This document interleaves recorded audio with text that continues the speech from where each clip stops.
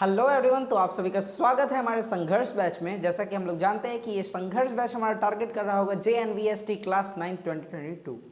आज हम लोग करने जा रहे हैं अपने नंबर सिस्टम का लेक्चर नंबर 2। इससे पहले वाले लेक्चर में हमने नंबर्स के बारे में जान लिया था और उसके टाइप्स के बारे में जान लिया था। आज हम लोग रियल नंबर्स और रियल नंबर्स के टाइप्स के बारे में डील करेंगे। ओके, चलिए आज के वीडियो को स्टार्ट करते हैं। जी हाँ, मैं अक्षत राज श्रीवास्तव, आप सभी देख रहे हैं कॉम्पिटिशन यात्रा। अभी तक हमने जाना था कि नंबर्स जो होते हैं वो दो तरह के होते हैं। कौन कौन? नंबर्स जो होते हैं वो दो तरह के होते हैं। एक होता है आपका real number,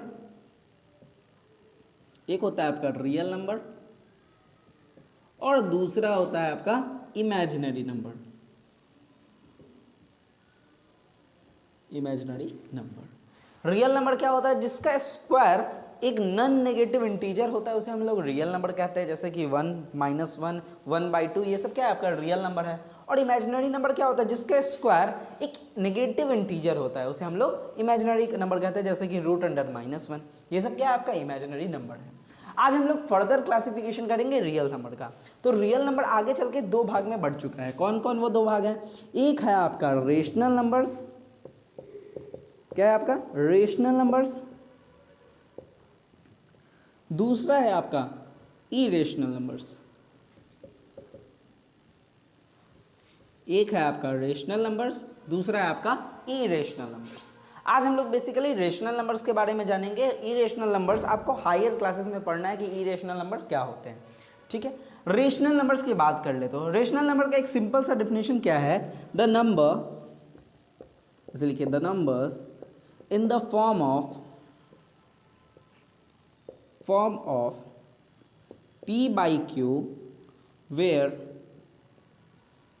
P and Q are integers and Q is not equals to 0। क्या है रेशनल नंबर का definition? The number in the form of P/Q where P and Q are integers and Q is not equal to 0।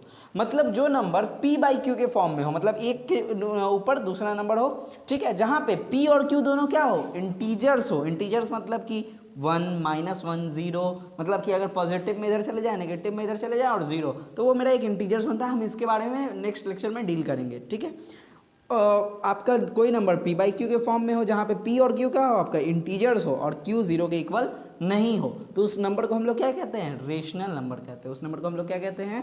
Rational number कहते हैं। For example देख लीजिए, जैसे मैंने लिखा 5/4, ठीक है, ये क्या है? आपका रेशनल नंबर है। ठीक है, या फिर मैं लिखूँ 4/5, ये क्या है? आपका रेशनल नंबर है। यहाँ पे देखना है P/Q के फॉर्म में है, ये वाला P, ये वाला Q। P और Q दोनों इंटीजर्स हैं, 5 और 4 दोनों इंटीजर्स हैं। ठीक है, और यहाँ पे जो नीचे वाला Q है ये 0 के इक्वल नहीं है। और एग्जाम्पल हो सकता है -5/6, एक और एग्जाम्पल हो सकता है -7/8, ये सब एग्जाम्पल हो सकते हैं। ठीक है, ये सब भी क्या है? आपके रेशनल नंबर है। बट अगर मैं लिख दूं कहीं पे 5/0, तो ये एक रेशनल नंबर नहीं है, क्योंकि ये P/Q के फॉर्म में तो है। P और Q दोनों इंटीजर्स है, बट Q मेरा किसके इक्वल है? 0 के इक्वल है। बात समझ में आ रही है? आई थिंक सो कि आपको इसमें कोई दिक्कत नहीं होगी। ठीक है, बट सर क्या यही चीज़ बस रेशनल नंबर होती है? नहीं, इसके अलावा भी रेशनल नंबर को कैसे रिप्रेजेंट किया जाता है, क्या डेफिनेशन है, इसके बारे में अब हम लोग जानते हैं। रेशनल नंबर एक और चीज़ होती है, क्या? चलिए देख लेते हैं। ठीक है, a number whose decimal expansion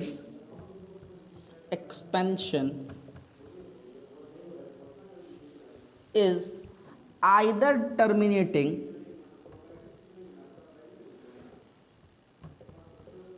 और रिपीटिंग, या फिर इसे हम लोग रेकरिंग भी कहते हैं। क्या कहते हैं?